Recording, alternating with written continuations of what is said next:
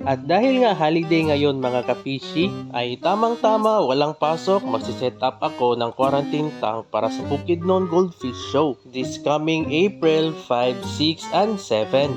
Good luck po sa lahat ng sasali mga kapishi. For sure maraming magagandang isda na i-entry doon. At good luck din sa Team Misamis Occidental. Sana makachamba tayo doon mga brother.